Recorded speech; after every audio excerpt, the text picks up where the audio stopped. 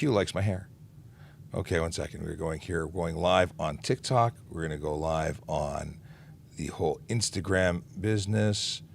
Where's the button for this? Live. Okay. I got to invert. So many buttons. Why isn't there no macro for this? Share video. Next. Friday. I'll rename it later. Friday. What was it? What was the date on Friday? Friday, November. Why can't I remember the date? Let's go to a calendar. Calendars are fantastic reference points. 26th. It was the 26th. Okay, 26th. Apparently I never uploaded the Friday episode. 2021. Put it to the series. All these things have to happen right away in Instagram, or they never happen. Here we go. Posting that one. Then I can go say go live. Okay, here we go. Going live. Yeah. We're hey, happy Monday, everybody. I messed around with my angles on the webcam, so I have a strange angle going on. I'm not happy with the angle on YouTube, and I can't change it right now. It's just going to be what it is. But I am curious to see how the audio sounds for everybody, because we got the cables. The cables I said I was ordering from the company that delivers the next day, they delivered next day. Audio is good. How about on Instagram? Is the audio good on Instagram too? This is exciting. If we have audio good everywhere, I'm going to be happy. Crisp. Not using Bluetooth, just using wires. Got some TRRS wires. Ambient on IG. Interesting. I wonder what the story is. Maybe it needs to go higher or lower. I don't know. What is this? What is the green? Green is the sergeant's. No, green is me. I'm green. Okay, we're going to move on. What are we doing? Who am I? Why are we here? Well, my name is Sean Shapiro. I'm a police constable with the Toronto Police Service here in Ontario, Canada, and I go live on everywhere. Is it everywhere? It's not truly everywhere, but it's a whole lot of places. We are on TikTok. That's our main channel. And we are on YouTube. We are on Twitter, Facebook, LinkedIn, Twitch even. We really are everywhere that matters. And we're on Instagram Live. And for the three of you that are there, hello, Instagram. How you doing? I joke, I kid, I make fun of Instagram because, you know, we've said hello for 5 seconds. We have 172 people in the room on TikTok. We have 3 people on Instagram. So just, you know, talking about the differences on the platforms and the way they bring people to us. For anyone on TikTok who doesn't know who I am, my name is Sean Shapiro. I'm a police constable with the Toronto Police Service, and we answer your traffic and police questions here on what do? We do it on TikTok Monday to Friday, 9 a.m. to 10 a.m. It's an hour of answering your Q&A. Now, if you have questions, you want me to see them, make sure that you're hitting the Q&A function. Doesn't matter if you're on Instagram or you are on TikTok, you need to make sure that the Q&A button is activated so you get to me, because otherwise it's going to be a magical moderator who may be answering your question, because we have a bunch of those folks. And what they do is they answer your question as best they can. They have most of them. If they don't know the answer, they will likely ask me. It'll get escalated to the bald guy. But we have a safe driver in the house. He's one of our moderators. He is a TikToker extraordinaire on his own. He's a podcaster. He is the Safe Driver. Check him out.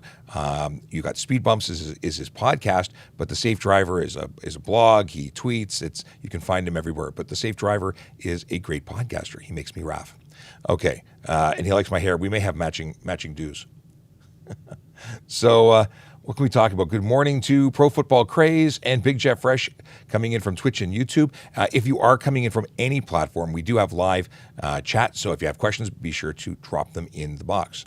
Now let me see here. I have a couple of folks. We have Good Blessed Monday morning, everyone, from Neon. He's also one of our moderators. We have confirmation from Neon that it sounds good on TikTok. Awesome.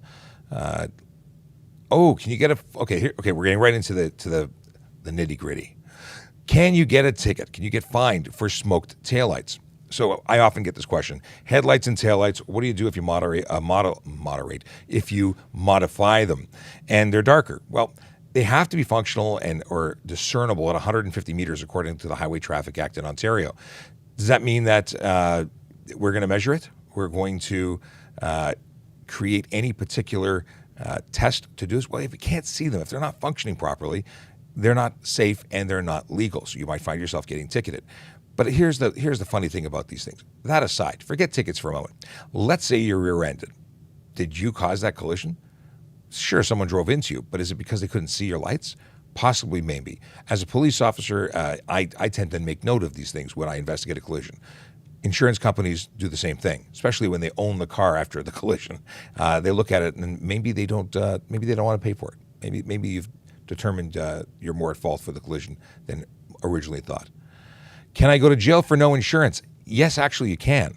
The fines start at $5,000 and go to $25,000 on your first conviction.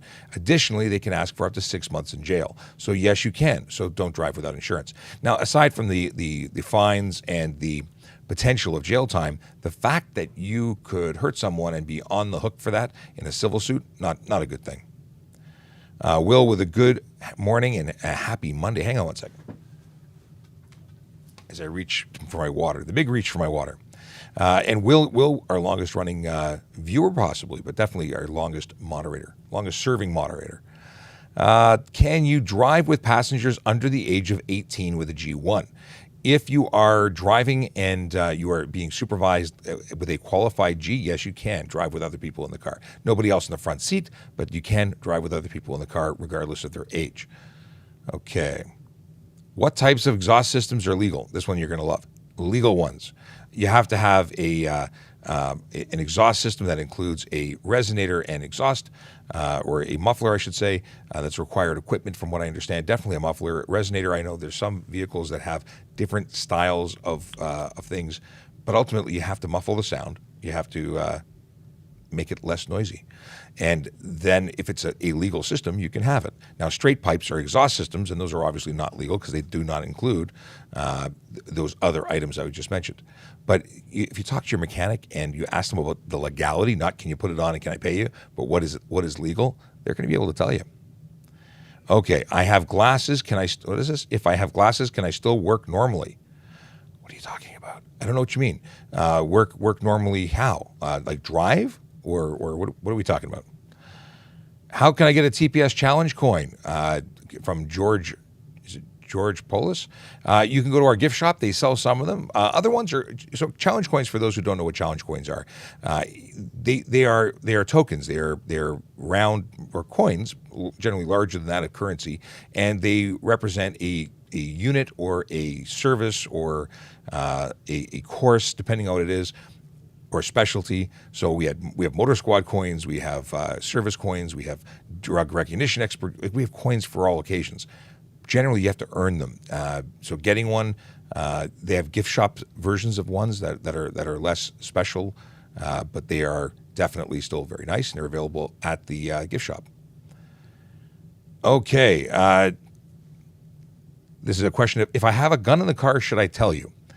Well, in Ontario, you aren't permitted to carry a firearm on your person. Basically, police can carry firearms. If you have a gun because you're a target shooter and you've got it in the trunk of your car and you're transporting it, you might want to tell us that you have a firearm in the car and you're transporting it. It's a legal firearm, and you'll be able to provide your license and all that stuff. Is it a requirement under the law? I don't believe that it's a requirement, but it is nice to know, because what happens is we run you, and when we run you, we check your information. It'll come up and say that you own firearms, and that may raise the question afterwards. So get it out of the way. You're a legal firearm owner, no big deal. Okay, my front plate was stolen. How do I get Service Ontario, I guess, to get you a new one? So first of all, make a police report. Then take that police report to Service Ontario and tell them that it was stolen. 2 reasons you want to do that. You want to make sure that your plate isn't being used on another vehicle, giving you toll charges and whatnot, and you want to get it replaced. But that's ultimately, it all starts with a police report. Am I allowed to drive if I'm not on the insurance? So if you're not on the insurance, you don't live with the owner, but you are a legally licensed driver, you're borrowing a car and the car is insured, then you can borrow a car.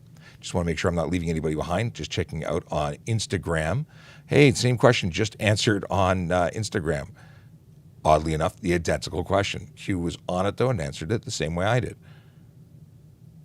What is the maximum amount vehicles can be lowered according to our friend Neon? 1.5 inches, but ultimately, aside from the number of 1.5 inches, I mean, we're looking for a number of things. We want to make sure that you, when lowering it, do it safely so that there's no body rub contact, there's no frame contact when the vehicle's lock-to-lock turning, or compression of your suspension. Additionally, that you don't change the contact patch significantly to the point where it's unsafe. The tires are no longer touching the road in the appropriate way. It's generally not a good idea. Legally lowered is one thing, or professionally lowered is one thing. A lot of people do some strange things to lower their vehicles because it looks cool, and it just really isn't. Unless this is new, I don't know, but I said no. Does photo of license work now? Photo of license does not work. You are required to provide your license, ownership, and insurance upon demand of a police officer when you're driving a vehicle. And just a shout out, hi from Tasmania, by the way, I saw that. And yeah, so you have to provide your license, ownership, and insurance. The license has to be your license card. Until such time as there is a change to the law, your license card in Ontario is the only way that we'll accept it. And in terms of your ownership, you can use the original or a photocopy. The photocopy has to be a true copy, both sides of a valid version. And the only thing electronically available that can be submitted electronically is your insurance proof, and that has to be on your phone. So if your phone battery dies, you could be on the hook for a ticket. Hey, there's almost 500 people in the room, like literally 495, and I want to make sure that everyone knows who I am. My name is Sean Shapiro. I'm a police constable with the Toronto Police Service here in Ontario, Canada, and I answer your traffic and police questions. Most of the laws we're talking about are specific to Ontario, but many of them are the same in other jurisdictions. If you want to ask questions, throw them in the Q&A, but we do have a bunch of moderators. They're volunteers, not police officers, who are in the body in the chat rooms answering questions. They're here all the time. They know a lot of the stuff that I know because they are simply here so much. They've grown to know. They're part of the family, and you can spend time here and know it too, or you can ask us and get your fill and move on. Whatever works for you, we're here for you. Question on Instagram comes up and says, what part of the CAF were you in? I am not a member of the CAF. I've never actually been a member, but I have the utmost respect for those that serve and have served. The reason I'm wearing camouflaged epaulets is because of a program that was created and approved by our service. So it was the Toronto Police Military Veterans Association. That's members of our service who have served. They got together and in cooperation with the Canadian Armed Forces and our police service came up with this epaulette design, and it was approved. The chief said we could wear it for the month of November to show our support for military veterans and active service personnel. So that's what I'm doing. I got to take them off. Tomorrow's the last day of the month. I got to take them off after that. And it's a sad day because I really do like them. And thanks for noticing and thanks for asking. Okay, going back to, can a person get a ticket for a tinted license plate cover? Absolutely. You're not allowed to obstruct your license plate for any way or any reason. So if you have a license plate frame, tinted, untinted, anything over the license plate, you could be charged for obstruct your license plate. Tyler says, I have a challenge coin from the HMCS Oriole. Oh, very cool. We should do a whole segment of challenge coins. I can bring in buckets of coins. I quite enjoy them. I love trading them. If you're a challenge coin person and you're in Toronto and you're a member of another service or what have you, we can talk. I may have some traders. Anyway, is TPS going to the 2022 Police Fire EMS Games? I don't know. I'll have to ask my friends who compete. I do not compete, so I don't follow it. But I imagine we would, assuming everything is safe to travel and so on. How do the police ranks work? And let's see, what was the? How do the police ranks work? Promotions? ? So as with most things, you have to test. So you become a police constable. You go through the stages of fourth, third, second, first. First being the highest, and then you basically complete your training. You've not just your training, but you get to the point where you're a police constable. You're a generalist constable. Then, if the next rank up is sergeant, in order to qualify for that, you have to apply. Your supervisor and unit commander evaluate you and determine if you're ready to go on. If you are, you can write a test. If you pass the test, you can go before a panel and you're interviewed. If you're successful, you become a sergeant and you go off and get trained. The next rank up is staff sergeant. Similar situation, I imagine, although I've never gone for that rank because I am not a sergeant. I'm a police constable. Again, apply, you test, and you go before a panel. And it continues that way, I think, pretty much all the way up. After staff sergeant is inspector, staff inspector, superintendent, staff superintendent, and from there, deputy chief and chief. Although I don't think you don't just test to go become a chief or a deputy for that matter. Okay, but that's pretty much that's the structure. Okay, If you have more questions about that, happy to go back there. Let's see here. What if my license is out of reach in the back seat? So you've been pulled over. I'm assuming you need to get your license. You tell the officer before you start digging around. We come to the window. We'll say license, ownership, and insurance. You say it's in the back seat. May I get it? And then you go get it. And it's simple as that. Can regional police pull you over on 400 series highways? Yes, they can. The deal is that 400 series well, first of all, police officers in the province of Ontario are police officers across the province of Ontario. Our status as police officer doesn't change if we get on the highway or if we get into the neighboring jurisdiction.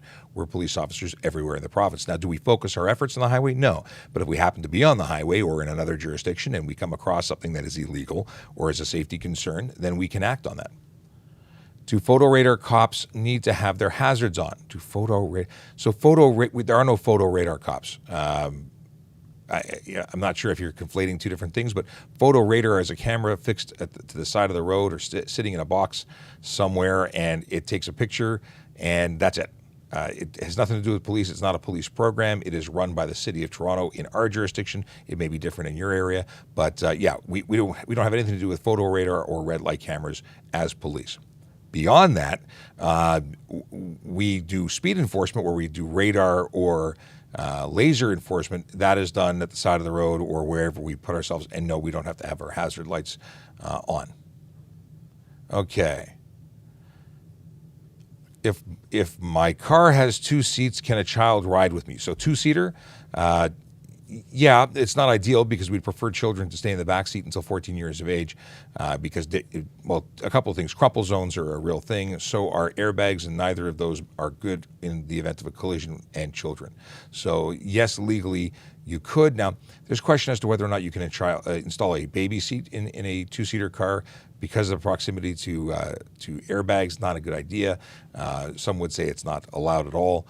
But if that's the vehicle you have, then that's the vehicle you have. We're not going to give you a ticket as long as everything's installed correctly. Let's see here. Do cops hate tinted vehicles in Ontario? Hate's a very funny word. I don't think we have an emotional response to tinted windows. The fact is, it's a violation.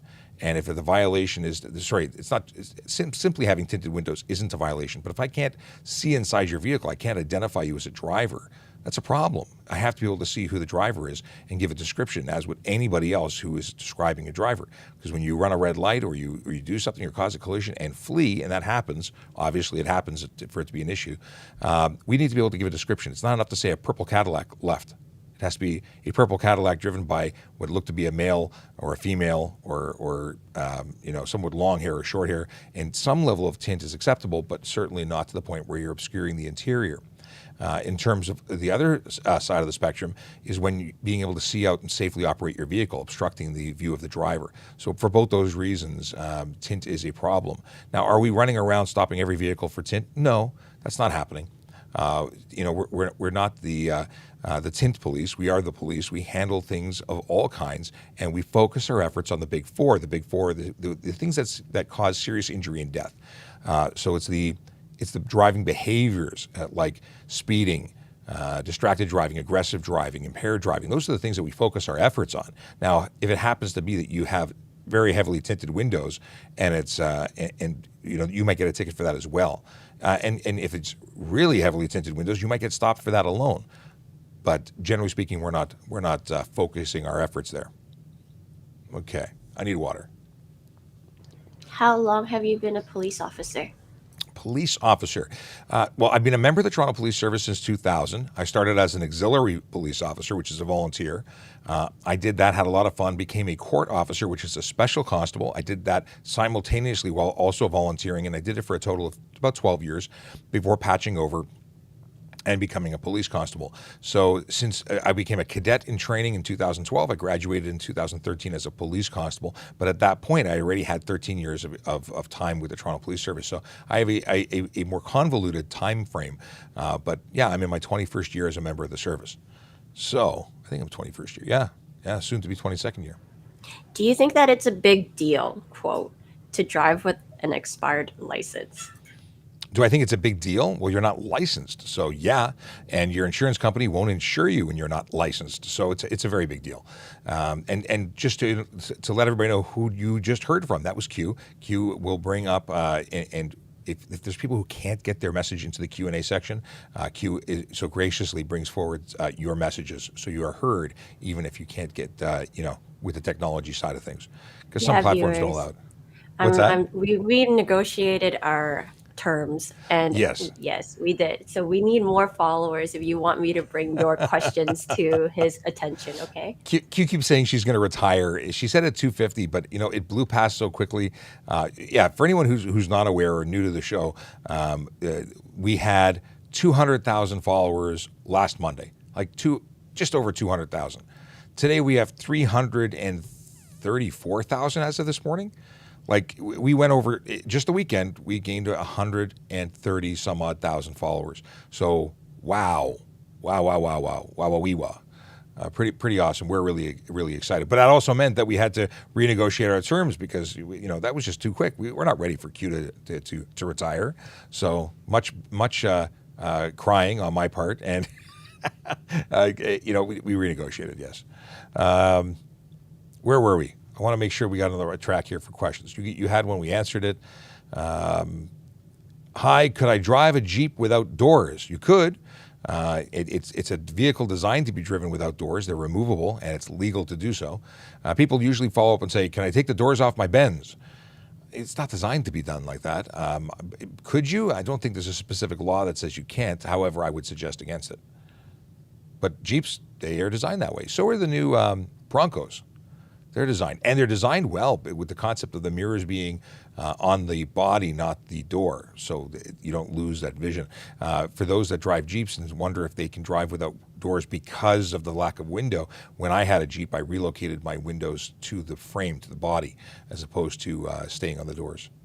But anyway, let's see here. What is the legal percentage of tint permitted on vehicles? Some of it got cut off, but the deal is that for getting your vehicle safety, you have to have no more than 30% light blockage. So 70% of the light has to get through. Now that is specific to Ontario. Every jurisdiction is going to have a slightly different rule. Some may say you can have no tints. Others may have a different number in mind. Ontario says 30% light blockage on the windows directly left and right of the driver, and nothing on the front windshield unless your vehicle is older than 2017, so 2016 or older. And at that point, it's restricted to a 3-inch bar or brow or sun strip across the top, or to the PS1 line, whatever happens first. But that doesn't mean that you can tint your windows 30% and drive at night and you can't see inside your vehicle. That's still legal. There's still, under the Highway Traffic Act, a charge that says you cannot obscure the interior of your vehicle with color or reflective tint or material. So you could still find yourself in trouble even if you have the 30% safety regulated stuff, because atmospheric conditions change the way it looks. Yeah, that's my long convoluted answer for your question. Okay. Can I get my license once I have an SR22? I don't know what an SR22 is, so I can't answer you. But let me know, because you might be in a different jurisdiction, and I'm curious to know what you're asking so I can know for next time. I will look it up. Let's see here. Can I use my legal studded tires from Northern Ontario in Southern Ontario? This is a great question. So yes, you can if you reside and you're registered in Northern Ontario. And there's that list that Q keeps throwing up on screen for me. But essentially, if you're visiting Southern Ontario, you're allowed to visit, but you can't reside here using it. Let's see here. G2 gets caught without license. What happens next? Well, G2 is a license. So if you don't have your physical card with you, you can get charged. It's a $110 fine for not having your license or not surrendering it upon demand. And thank you, Q. Just going on, following up on Bumblebee Jeep's question of can I drive with studded tires if I live in Northern Ontario and come to Southern Ontario? The places you would need to live to qualify for studded tires are Algoma, Cochrane, Kenora, Manitoulin, Nipissing, Parry Sound, Rainy River, Sudbury, Thunder Bay, and Temiskaming. And I'm going to get that on big, bold, stuck to my wall because we say it so often. And yeah. Question about weed. Can passengers smoke weed? No. You can't consume alcohol or marijuana inside of a motor vehicle. Okay. Let's see here. We got a question here. Can you put your Christmas lights around your vehicle, your car? You can't have blinking red anywhere. You can't have blue or white in certain directions. You can't have green in certain directions. My suggestion would be no. My legal suggestion. I think it's great Christmas spirit. I like the concept. I don't suggest you do it. I'm not going to say that you're going to get a ticket. You could find yourself, running into problems or distracting drivers. But it is, who knows? It's the Christmas, it's the holiday season, and maybe you wouldn't have problems. But I can't guarantee that. Are police officers exempt from the Traffic Act? Some sections of the Traffic Act we are. So the sections of the Traffic Act that deal specifically with cellular phone use or handheld communication use, we are permitted to use our cell phones, our two-way radios, our computers, and so on, and that is something that civilians are not permitted to do. Additionally, I shouldn't say that, so our fire and ambulance, they're also allowed to use it. Because it's part of our lawful the lawful execution of our duties. Additionally, we have exemptions for speed. We're allowed to exceed the speed limit. And it doesn't have to be with lights and sirens on. It doesn't have to be when responding to an emergency. Part of our job is to go and police the community. Getting places with our lights off is sometimes more efficient and safer. Now that's not to say we're going to do 200 kilometers an hour on a 40. That is not acceptable. We will be investigated if we do that. Our vehicles are tracked by GPS. Big lights go shining when we start going over a certain speed, and radio room's notified. So we're not just willy-nilly driving around. We have to be able to articulate and justify everything we do, regardless of what we do. We're a very regulated industry. What's up, Q? I'll say, do you have your soundboard ready? Well, yeah. What sound are we looking for? We're looking for the underglow sound. I don't know which. Is it this one? Wait. Perfect. Sorry. Okay. Underglow. Who wants to know about underglow? Oh, a viewer in chat. How legal or illegal is it? We have to come up with a better sound effect than that. But yes, underglow is not specifically illegal. However, its use might contravene other areas of the Highway Traffic Act. What does that mean? It means that you can't project light other than white or yellow to the front of your vehicle. If you do, you might violate the proper headlights rule. And having more than 4 lights forward is a violation of the Highway Traffic Act. And having lights projecting rearward that are other than red or amber is a violation. So very quickly you start getting into problems. I would suggest private property use only. Now again, different jurisdictions have different rules. You might be in an area of the country that doesn't allow you to have anything and it's strictly enforced, and other areas who may say we don't care and it's not covered. But every area, whether it be state or province, is going to have different rules. And you want to learn to fly within them because it makes your life a lot easier. I got a question. What is the question here? We got... let's see here. Oh, can a new officer become an investigator? Well, police officers are, by virtue of being police officers, investigating. If you mean, can we be detectives as new officers? Generally speaking, no. You start off in a division, whether you be in a regular police division or a traffic division, and you learn how to be a police officer first and foremost, and then you get an opportunity to go through what we call training ticks. So 6 months in a different office. So you could be in the community response unit, or you could be in the criminal investigation bureau, which is the investigative office or the detective office. And if you're a police constable working in the detective office, you are a detective constable. If you're a sergeant working in the detective's office, you're actually a detective. And our ranking's a little different than what everyone considers the norm, which is the NYPD, and they see detectives, and they take the detective exam, and they become detectives for the rest of their career. That's not how we work, and but it is always interesting. I got to reach out to some friends of mine in the NYPD and get them on the show, and we can chat about it. Okay. It is believed that police won't give you a speeding ticket under 120 kilometers an hour on the 401. Is that true? I don't want to say it's true or not because it depends on the officer. One officer might say 10 over is their threshold. They're going to pull over everybody at 10 over. Other officers will say they're going to wait till 20 over. For us, when we don't police the 401, that's the Ontario Provincial Police. So I can only speak to what we do in the City of Toronto. We have speed limits of 30 kilometers an hour. 10 over is a significant amount of speed over the posted limit. So 10 over, I'm going to pull you over all day long because it's significant in a 30-kilometer zone. 2 kilometers over, maybe not. Maybe 2 kilometers, I'm going to assume there's going to be something wrong with your speedometer, and I'm not going to give you a hard time for 2 kilometers. But speeding is a funny thing. People don't respect speeding, or many people don't, but it is a significant cause of collision. It seems to be very highly correlated to collisions and injuries. And the reason why we reduce it, the reason we reduce the speed limits is to protect the vulnerable road users, pedestrians, cyclists, and so on. Because in a collision at 30 kilometers an hour, the chance of their survival is far higher than that of 60 kilometers an hour, or 50 for that matter. Okay, we're going to move on. Is there still an extension on driver's licenses? Yes, until February 28th, assuming that there is that your license expired. Well, let's see here, March 2020. If it was March 1st, 2020 or onward, and your license expired, you have been able to operate on an extension, and that extension remains valid until the 28th of February, 2022. And Q got that message, thank you. Okay. Can you drive with a cracker-chipped windshield? I'm sure you can, depending on the level of cracker chip. Is it obstructing your vision? And that's what the officer is going to ultimately lay a charge with.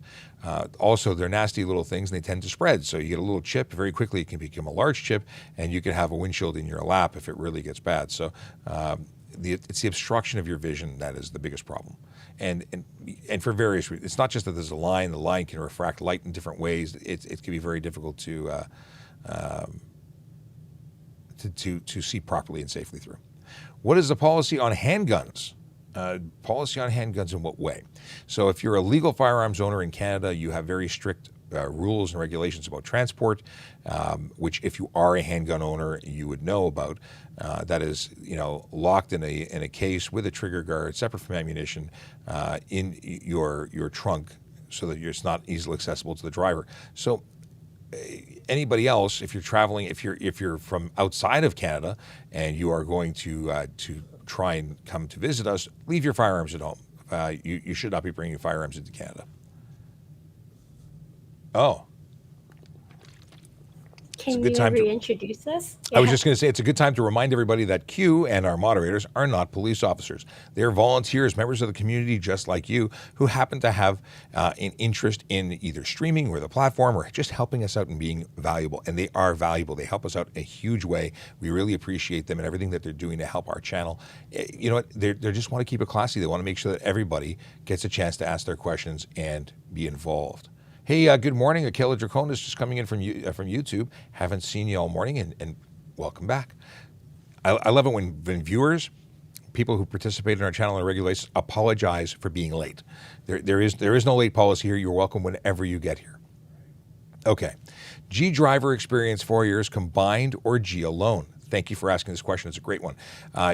So in order to be a supervising driver of a G1, G1 is your learner's permit, your first license step where you take a 40-question test and you can drive while being supervised. The supervisor has to have their G in 4 years experience, and the clock for that 4 years experience starts at G2. So from the time you get your G2, that is when that clock starts. If you had it for 2 years and then you get your G and you have 2 years of experience as a G, you have 4 years, and generally speaking, you have 4 dots underneath your photo or 4 stars. Those would be the ones that qualify or give you a physical representation of your qualification to supervise. That was a mouthful. Ryan Pinn coming in. He's a driving instructor from Nova Scotia. Good morning. Listening on a ladder putting up Christmas lights. Well, you are doing the most dangerous thing you could possibly be doing. How many injuries are related? Okay, we don't talk about injuries. I don't want to cause bad luck. But be safe, Ryan. You are a hero of the lights. Linda with a good morning hero coming in from Facebook. Good morning, Linda. Thanks for joining us. Okay, let's see here. Can you get a fine for tailgating? So following too close, yes, indeed. It's unsafe as a practice, and you can be charged for it. Let's see here. What happens? What is this? What happens if you? What happens if you help a cop catch a criminal? So generally speaking, if you are assisting police, and again, it depends on the laws in your jurisdiction. Canadian law is that you can assist. I would be very vocal about the fact that you are here to help. Listen, if a cop's is losing a fight and you go to help him, it's going to be appreciated. We understand you're putting your own life and physical well-being at risk, but you want to make sure that they know that you're a friend, because sometimes people come to help and we have no idea if they're trying to help or provide assistance to the bad guy or accused person. I shouldn't call them bad guys. Sometimes it's all a misunderstanding. We'll just go there. And you want to make sure that you don't end up at the end of a taser or a punch. You want to make sure that the officer knows that you're there to help. But what happens to help them? Sometimes you get a hearty handshake, and sometimes you end up getting an award for your good work. But you know what? Be careful. Okay. What is this? What is the green light in the bar of a car? If you're talking about a police roof rack or roof light, I know Peel Regional Police is using those to represent command vehicles. I know Fire Department does the same. We don't have any green lights in our light bars. Generally speaking, a flashing green light is a volunteer firefighter. So that is a thing. Okay. How much window tint can we go in the GTA? We've talked about that a few times. This might be a repetition for those who have been here for a little while this morning. It's not GTA. It is Ontario. The laws of our province are for the entire province when it comes to the Highway Traffic Act.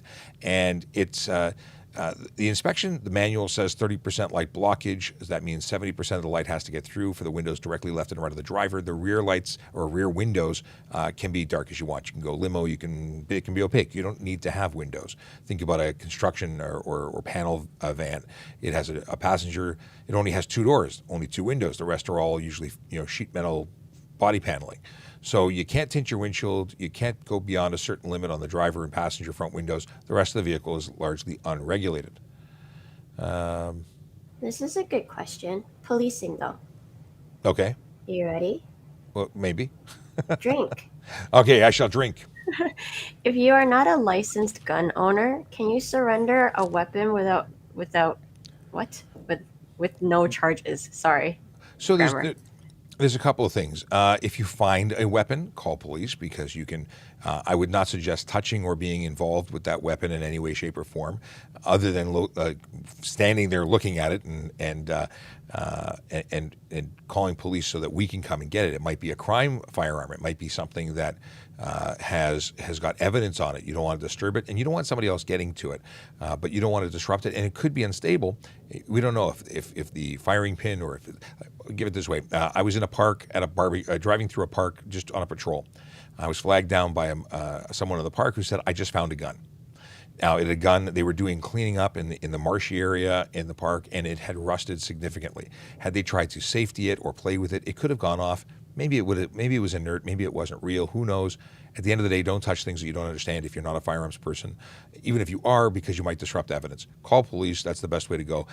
Now, if you find it because somebody in your house had it, they were the legal owner, you no longer, they've died, let's say, as an example, you don't have the appropriate license, you're not a firearms person, don't touch it. Call police. We're happy to come pick it up. But that's a fantastic question. Thanks for bringing that one forward. Okay. Can a child who is 5'4" sit in the front seat? So the requirements are this: legally, 8 years old, 80 pounds, 4'9". So yes, a child who's 5'4" can legally sit in the front seat. However, we, along with many of the safety organizations, say 14 years old is the appropriate time. Now, before anyone says, well, at 14 years old, I'm 6'5" and 180 pounds or 200 pounds. That's great. 14 years old, at 13 years old, you could be that high, that size and weight. And it's a guide, it's a suggestion, it's not a law. You choose what you want to do, but at the end of the day, child safety being paramount, the number one thing. Bone development, not height or weight, determines whether or not you should be close to the airbags or in the crumple zone. The difference between the front and back could be the difference between surviving and not surviving. I want to give my kids as much, opportunity to survive. At the end of the day, it doesn't matter what happens to me. It matters what happens to them. I live for them. I know it sounds crazy, old school. I want to make sure they're safe. They got to live a lot longer than me. That being said, yes, they can legally sit in the front seat if they meet the criteria for being out of their booster or car seat, which is, again, 8 years old, 80 pounds, 4'9". Okay. Why do some cops speed without their lights on? And by lights, it's the cherries. Couple of reasons. One, we're not legally required to use the lights in order to exceed the speed limit. Two, we're allowed to legally exceed the speed limit in the course of our duties. And there are many duties that require us to go a little, I like cherries and berries. That's good. I like that. Cherries and berries. It's always been cherries. So cherries and berries, because I guess berries being the blue lights and the red lights. Anyway, so what's the deal? Okay. So the deal is that when we turn our lights on, people freak out. They pull over. They stop right in front of us. It can be often more dangerous for us to use the lights unless we're in a position where we need to tell you, get out of our way or stop. So you'll often see someone going, police officer exceeding the speed limit, to catch up to the car ahead of them. Maybe they need to see the license plate. Maybe they need to confirm a description of a driver.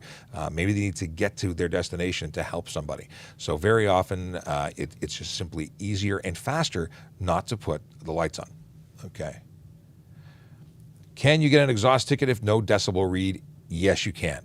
Decibel ratings aren't required for excessive noise. Excessive noise is the charge that we lay under the Highway Traffic Act. If you have, if you're simply making too much noise and there's no justification for it, doesn't matter if it's over a certain decibel or not, you can receive a ticket. Equally, if your stereo is too loud or you're honking your horn too much and there's no justified reason for that, you can find yourself getting a ticket. Okay. What is the unit called when there's a broken light? The unit called? You mean the charge?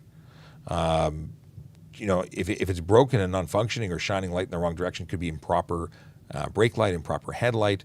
Could be any one of those things.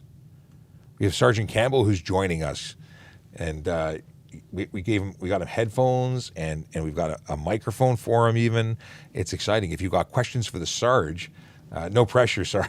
You got the questions for the Sarge, let me know and we'll put them on. And no question, if he hears something that he needs to got an answer for, we'll get it. How's it going?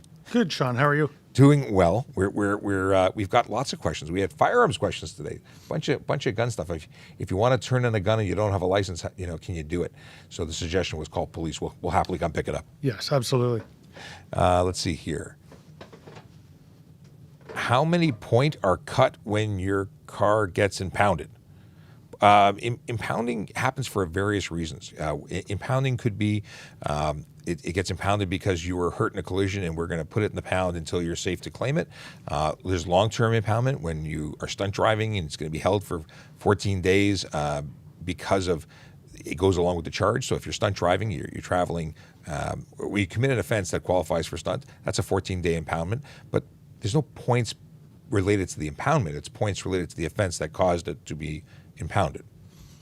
Right, but when your vehicle does get impounded, even if it is because of a piece of legislation, you are required to pay the towing and the storage fees to get your vehicle back out again. So it's dollars, not points. It is. Okay. Is there a legal way? This is a good question because is there a legal way to ask tailgaters to back off? Well, I've seen it done a couple of times. That wouldn't be legal, the way that I've seen it done by people jamming on their brakes. Brake check. You know what? I wouldn't want anybody tailgating me. I'm more likely just to pull over to the side and let them go by. I think that's good advice. At the end of the day, with road rage and the potential of flares when it comes to emotions, the easiest way to do it is just smile and move out of the way. Have a better day and don't escalate things, because anything you do to communicate, get away from me, is probably going to just make matters worse. But that's just me. And me. So that's us. Okay. Okay. Can you get pulled over by an Ontario police car in Quebec? Good question. I have a good answer. So police officers in Ontario are sworn officers for the province of Ontario. If we're going off into Quebec, we're not police officers there. We don't have those extended powers of arrest unless we have an agreement or get sworn by our CMP, or because we can sometimes work on interprovincial projects. And there would have to be a specific policy or authority given to us. So I imagine there's specific incidents where it would happen, but generally speaking, no. And I can't imagine that we would be pulling over a car in Quebec unless we're, following it from Ontario. If you go across the border, you still commit an offense in Ontario, and you still could face charges in Ontario for it. So yeah, if we're pursuing someone from problems, we're also going to phone a friend. Absolutely. We're going to phone it. We do this a lot. We're one big happy family. We're all working towards the same goal of public safety. And if we're going from Toronto to York Region, if I'm following a car and going outside of my area, I want to announce to everybody that I'm there, because I want them to know I'm there, that I might need some help, and come find us, and we'll take care of what needs to get taken care of. Question from the group here. Old Muffler would require vintage licensing in order to be viable, but still needs to meet safety. What are we talking about? The question in IG was what defines a modified muffler, and is it separate from an old muffler in an old car? So if you're talking about a Model T that may be noisy, but it was built in 1908. I don't know what year the Model T is. I'm not a vintage car buff, but if that was the way the vehicle was manufactured, no one's expecting you to go to Jiffy Lube or the Muffler Man and get a brand new chrome stack put onto that vehicle. If it's a classic car, it's understandable that car may emit sounds that are a little noisier. Modified is generally speaking a newer vehicle that came with a muffler, that came with a stock resonator that was shipped from factory a certain way. Modification is any way other than from factory. And if you are going to take off your pipe, you're going to chop the pipe, you're going to put a straight pipe, that's a modification that is no longer making it no longer legal. When you delete things that were originally included in the specifications, that is what is illegal. So you can certainly put aftermarket equipment on. Some people want a larger, freer breathing exhaust system, larger diameter pipe. That's not illegal necessarily, but it still has to include a muffler that functions, a resonator that functions, not one that's bored out. Yeah, and it also has to be a legal one that's legal here. So, for example, in 1973, in North America, we got some new smog controls, emission controls that came in that year. So if you have a restored vehicle or a vintage vehicle, and you've removed, say, the smog pump or the catalytic converter from a vehicle 73, 74, 75, that would be modified because originally it came with it. If you're just replacing it and getting it a more modern look because it needed some repairs or something like that, as long as those original components are there, then you're good. So you can modify to improve functionality. You cannot modify to take away and remove that functionality that was intended to either reduce sound or emissions and so on. Exactly. Yeah, and talking about catalytic converters, not only is that part of the overall exhaust system, it also gets into the whole Environmental Protection Act, and it can be a much more serious offense than simply, something to get a couple of horsepower. It's more than an improper muffler. Yeah, I've seen some of the fines under that act quite high. So, and I think you can lose your plates. I think you can be taken off the road for that. I think at that point, I may be mistaken. I thought there was a condition where your cats could get your plates taken. I don't really know. I have to look it up. Can cops detect radar detectors? It's funny when you get out of the police college, and especially after you had some traffic training, you are blessed with an incredible ability to detect all sorts of things. We learn to see clues, and clues are sometimes just indiscernible from magic. Yep. So it's pretty easy to tell if somebody's got a radar detector. Plus, there are radar detectors. Yes. And certain vehicles down here over the past quite a while have been using them. So, and it's not just radar detectors; it's jammers. That's another piece of technology that people are using to try and prevent police from being able to measure their speed. And it might work for you sometimes, but it's not going to work for you all the times. And what's interesting, and what most people don't know, is that police have the authority for search and seizure under the Highway Traffic Act in relation to those items. We have more authority to search a person and a vehicle using the Highway Traffic Act, looking for and you have to believe that there is a radar detector in there. But we can take apart your car and We don't have to put it back together, which is an amazing power that, you know what? Hopefully nobody would abuse it, but it's there. Well, and that's it. So not only would you instantaneously be responsible for the charge and have to go before the courts if you were planning to defend it, you'd also lose a sometimes very expensive toy. And it comes with us. It does not go home with you. The only time you can even transport a metal detector, a radar detector, is if it's brand new, sealed in a package, being exported by the manufacturer. So if you had a skid of them and they were going to a province or country that permitted them, because some of them get manufactured in Ontario, but they cannot be transported in any other way, shape, or form. So it's pretty serious. $170 fine. I believe it has 2 demerit points, and yeah, it's not a good idea.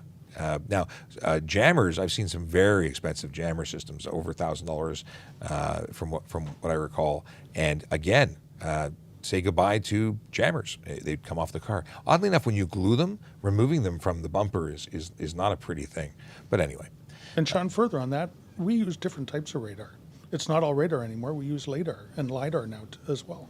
So those are instant on, instant off. By the time a radar detector has told the driver that there's radar out there, we already have your speed. Yeah, it's too late. It's a very good point.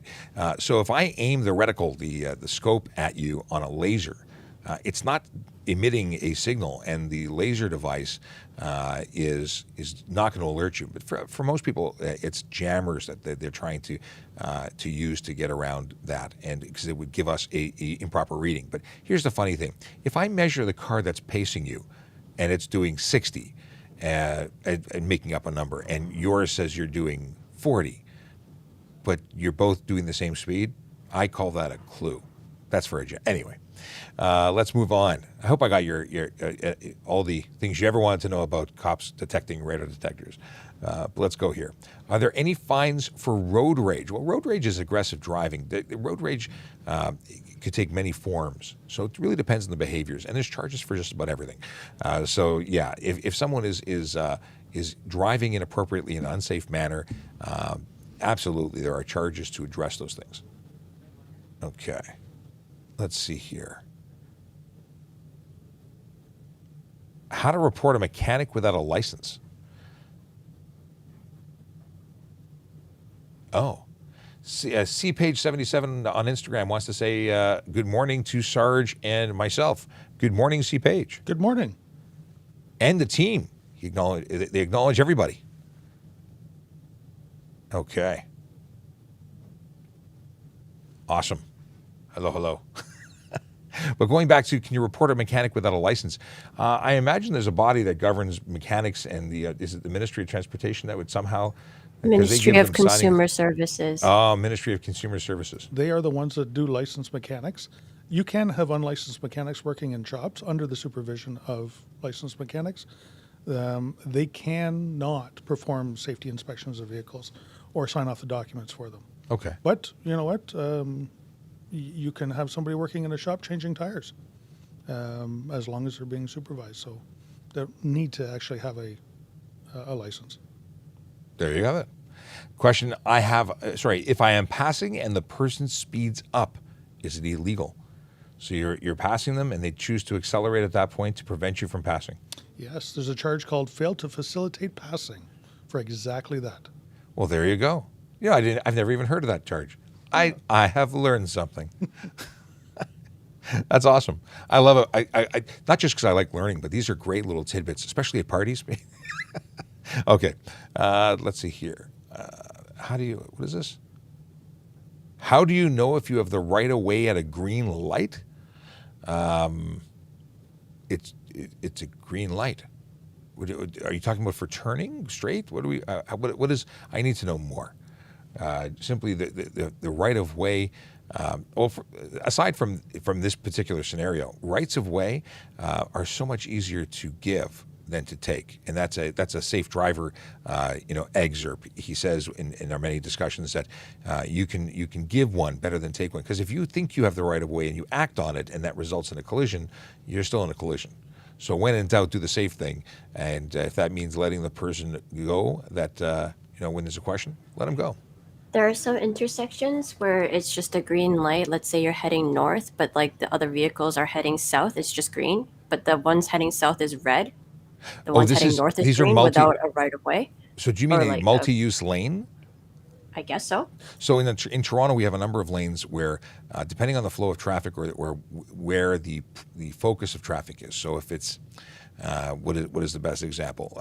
Downtown traffic during rush hour. Down southbound traffic, the extra lane will be southbound in the morning and will be northbound after noon when the traffic will be going the other direction. And that will be a lane marker that is above the lane, a light above the lane that'll either be red or green. So if that's what you're talking about, I think we're on the same page. If it's not what you're talking about, I have no idea what you're talking about. So let's see here.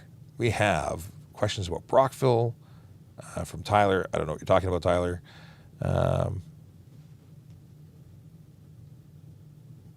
And we have Hockey Gang wants to know about having guns in your car when you get pulled over.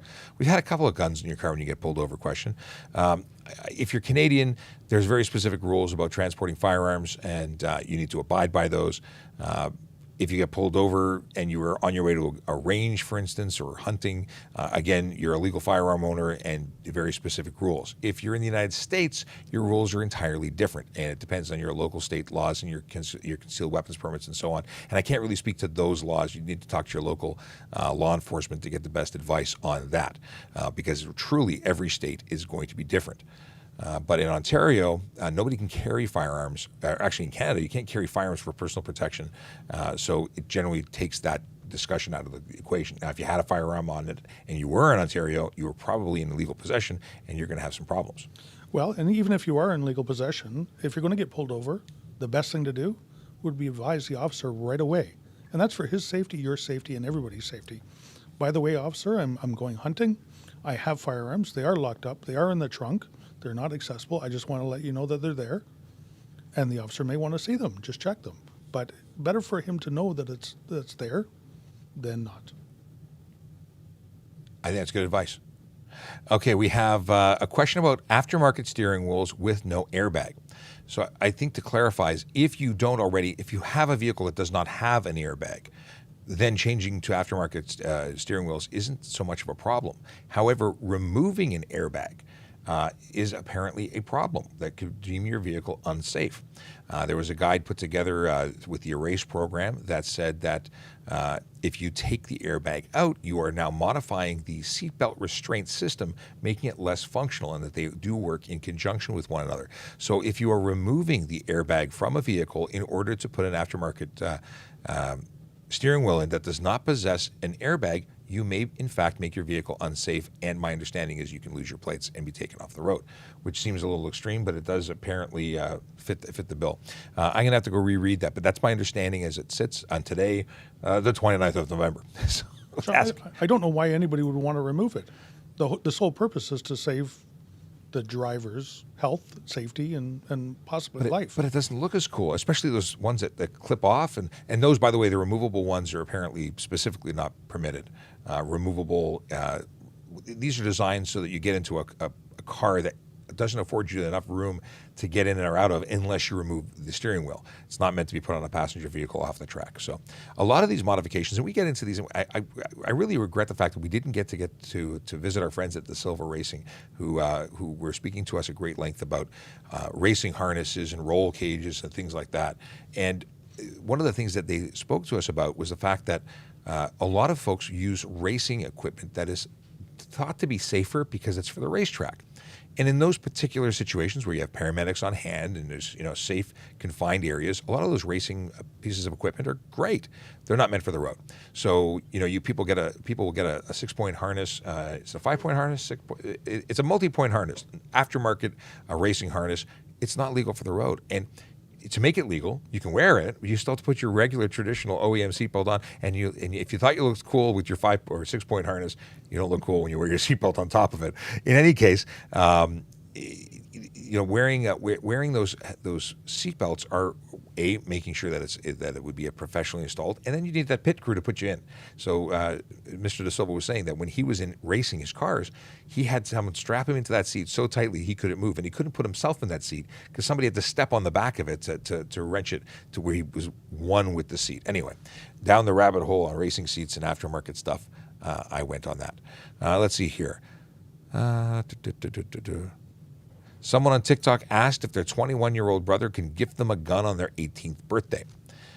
So again, local jurisdictions, your state laws are going to be different. I'm assuming this is an American question, only because in Canada, you need to have a firearms acquisition license in order to possess either an unrestricted or a restricted firearm. And if you had the license and you wanted to be gifted a gun, you can receive a gift of a gun from one licensed person to another.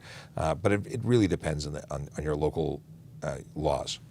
Okay, so going back to U-turn on advanced green and right turn on red, who is responsible if you got into a collision? Well, here's a funny thing.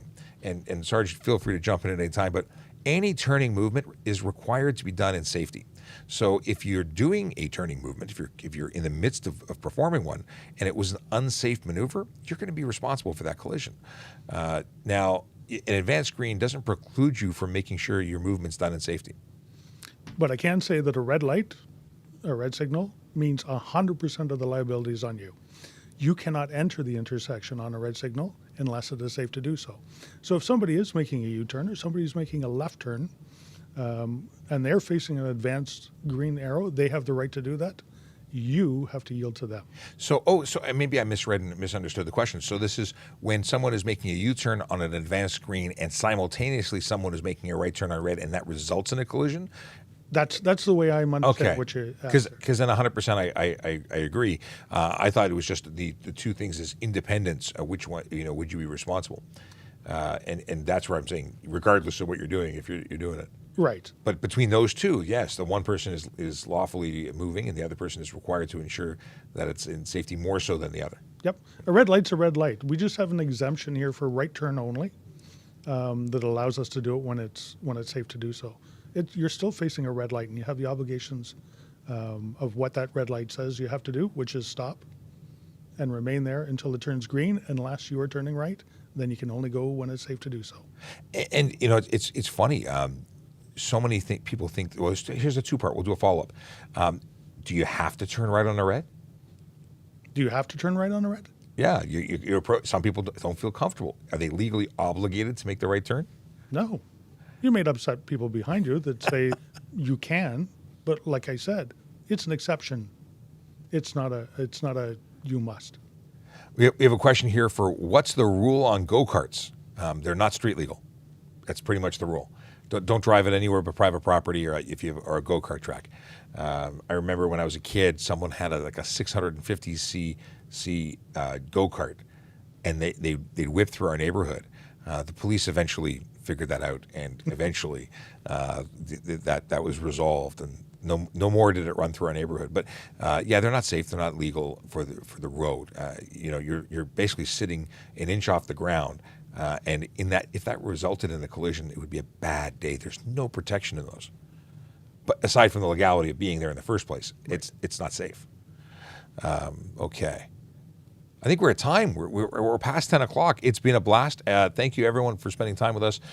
We have, let's see here. We have Mark Anthony who popped in and totally ignored you. Sorry there, Mark. Let's see here. Who else we got? We got Marilyn jumped in. We have a whole bunch of folks who jumped in after I started staring at other computers. But you know what? I know that had I had anything that needed a response, we would have had Q letting me know. So Q is managing everybody. Along with the rest of our moderators who are in either actually primarily in TikTok where our big numbers are. In any case, it's been a blast. We'll be back tomorrow. Pardon me? I can't tell if that was a dig at me being neurotic. It was not a dig. That was just thanking you for your service.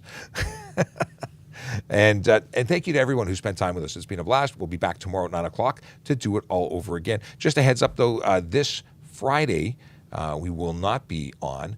And I think we're going to do a different time. I might do this. I'm going to be at an event out of town. Actually, a majority of us out of this office are going to be out at an event. And as a result, I won't be in the office to do the live on Thursday morning. What I will be able to do is possibly go live in the afternoon or evening from my hotel, which is what I did when I went to London for a week on a course. And I might do the same thing then, because you know what? It's an opportunity. So Field trip time. field trip time. We'll go on the road. So once again, everybody have a wonderful day, and we will see you tomorrow. Bye, TikTok. By TikTok and Instagram. And Instagram. Okay, I don't know when to hit the button. Should we hit the button now? What do you say? We're hitting the TikTok. buttons. Got good. TikTok's good. And Instagram. And Instagram. Okay. And for everybody who's on YouTube and the other channels, thanks for spending time. I really need to change this angle because it's too high. I set this up for standing. Okay. Take care, everybody.